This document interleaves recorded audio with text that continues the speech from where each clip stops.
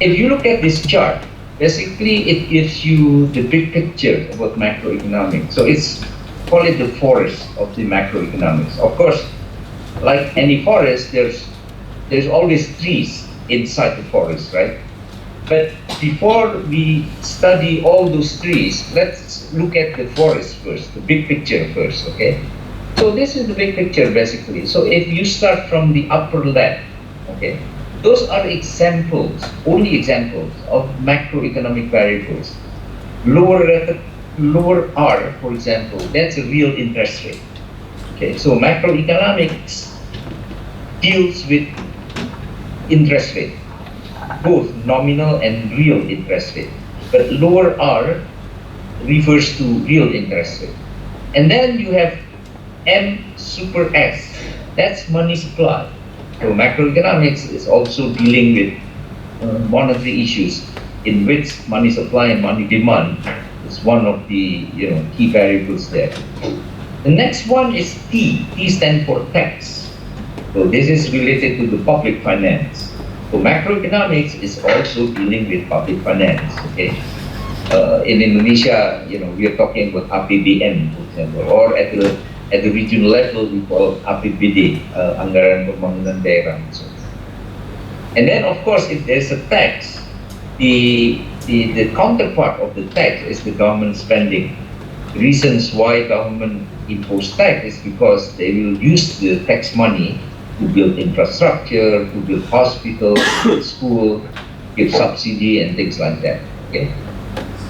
Now, you see there's a lower letter Z. Now, that is a bit unusual in the sense that not all macroeconomic textbook will discuss about it. And that is something to do with institution.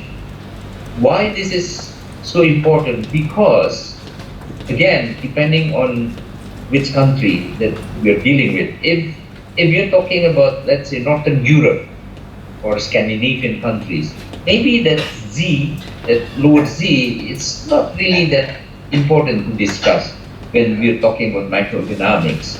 Why? Because the institutional quality in those countries are relatively established already.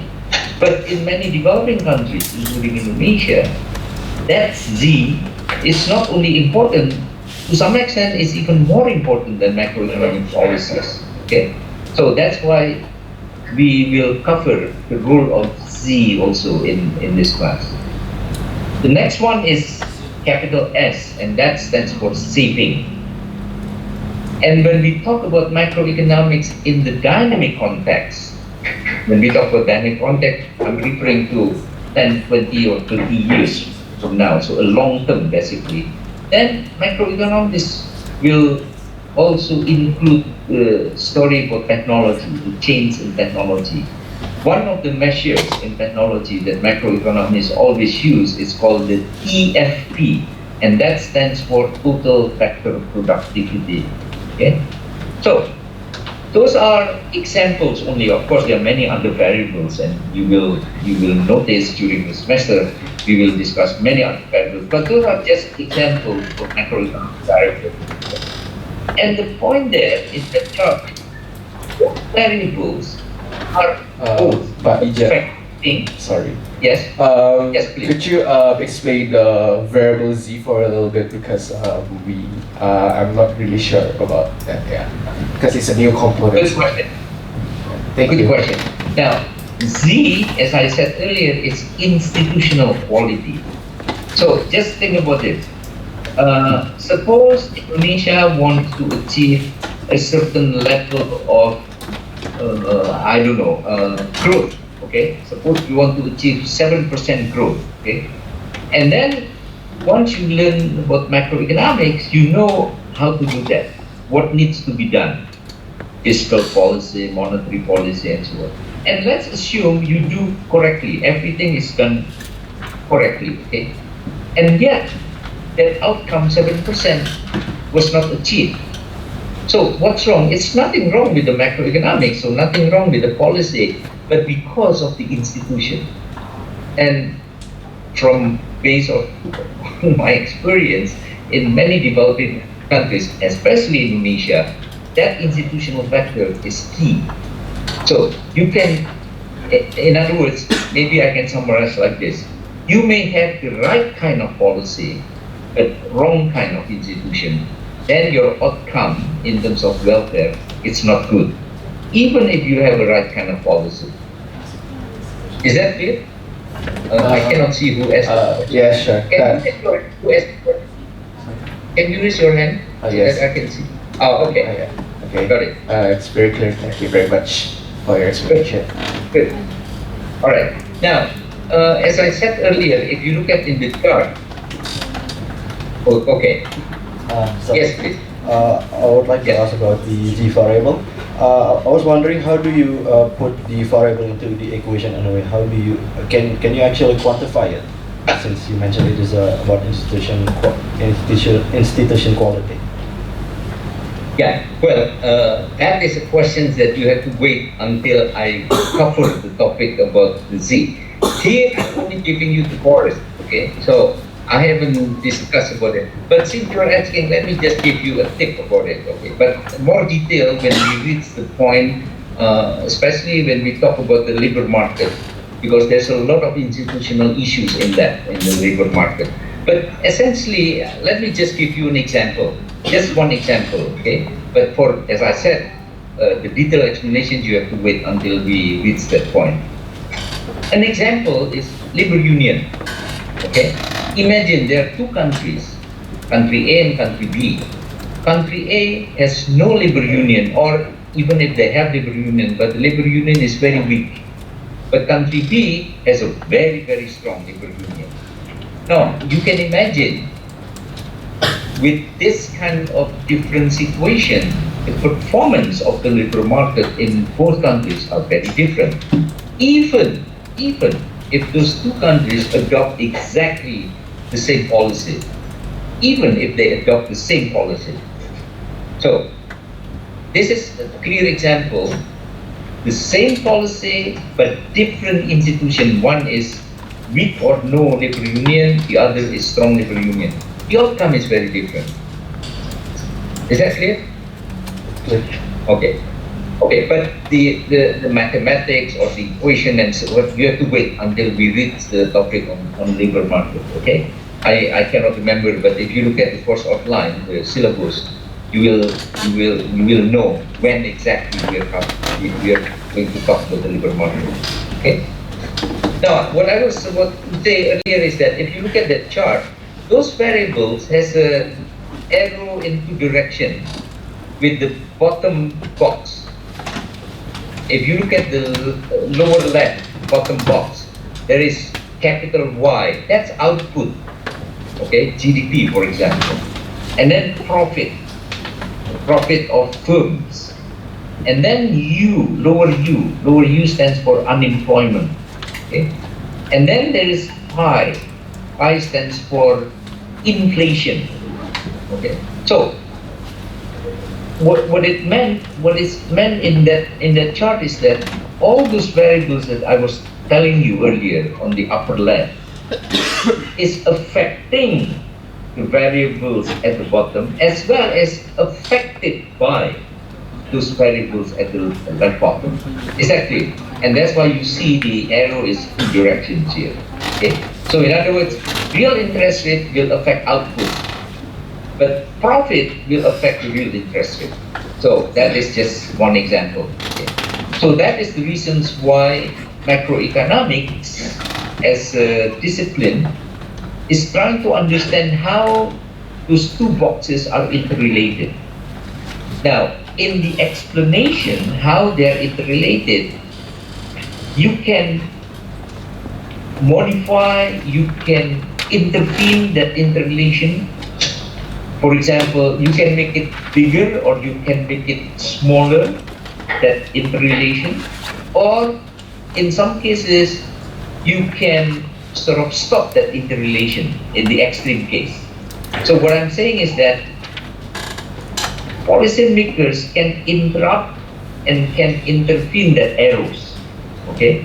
And the example in macroeconomics of the intervention is that number one, fiscal policy, number two, monetary policy, and number three, institutional policy, okay? So, again, this is a combination of policy and institution as an intervention, not as a variable. Lower Z is a variable of institution. But now I'm talking about the intervention towards those arrows, okay? And that is fiscal policy, monetary policy, and institutional policy. Example of an institutional policy is, in the case of Indonesia, for example, is decentralization in 2001. So, Indonesia, I don't know if you realize, Indonesia before 2001 and Indonesia after 2001 is very different. It's almost like you're watching two different movies, okay? So what is 2001 example of the institutional policy? Decentralization. Because the Indonesian government adopted a massive change of the way the relation between the center, which is Jakarta, and the region, which is whatever 34, 35 provinces, or 500 districts, kabupaten. So the relation between Jakarta, which is pusat or the center, and those regions before 2001 and after 2001 are very different. That is an example of institutional policy. Okay. Now, let's move to the upper right. There is a capital flows, and then there is RER. RER stands for real exchange rate. Why is this important in macroeconomics? Because essentially there is no country in the world that is close, that is not having any relation with external sectors or with other countries. Even the closest economy in the world, first of all, practically there is no close economy in the world now, but I was thinking about North Korea, okay? North Korea is supposed to be the most isolated country, right? But even for countries like North Korea, they have relation. North Korea has a very strong relation with China and so on. So the point here is that if you're talking about macroeconomics for any country, it doesn't matter which country you're talking about, you have to deal with the external sectors. So those variables on the upper right are only examples of macro variables that deal with the external sector. The first one is capital flows, because the moment you deal with external sector, you may experience in and out of capital, okay? So foreign capital may come in, but also foreign capital may come out, okay? And the second one is the real exchange rate. And you know, a real exchange rate is something to do with export-import, for example. That is, in Indonesia, you call it kurs rupiah, okay? So the real exchange rate may change up and down and things like that. So that is an example of how an open economy has to deal with those variables. Now, if you look at the arrow, downward arrow, again, you will see there is a two-direction arrow, right? Because those variables, capital flows and real exchange rates, will affect trade. Capital NX stands for net export. That means export minus import, basically, okay? So, the international trade picture will be affected by capital flows and real exchange rate, and vice versa. So, condition in the international trade will affect the exchange rate. Well, the best example in Indonesia is, it's until issue you hear or you read almost every day in the media, is about current account deficit, okay? Or they call it transaksi berjalan, defisit transaksi berjalan.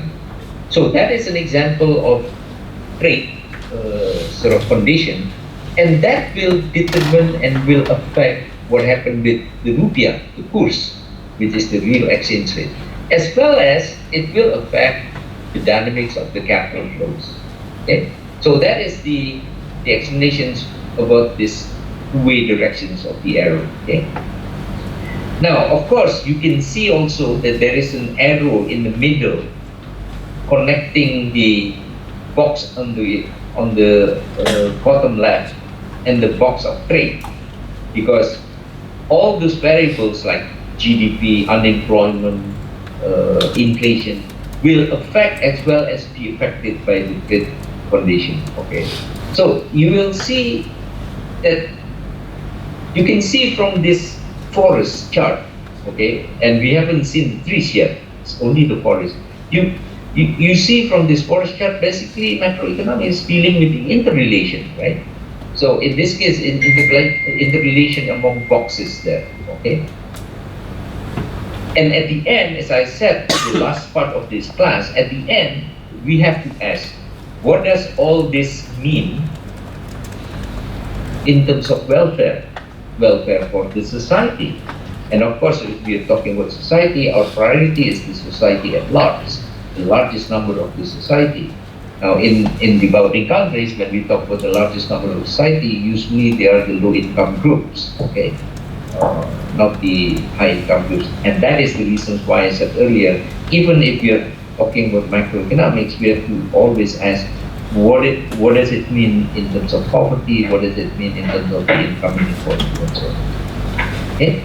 And you will see throughout the semester, the interrelation of all this can lead to a position which is called equilibrium, but it can also lead to a position which is called disequilibrium. Remember what I said earlier? So the story from disequilibrium to equilibrium and vice versa, from equilibrium to disequilibrium, is really the story about the movie that we are going to watch throughout the semester. And the movie title is Macroeconomics 1. Okay? Alright. There's no interruption, so let me ask, is there any question? I have a question, sir. No question. Alright.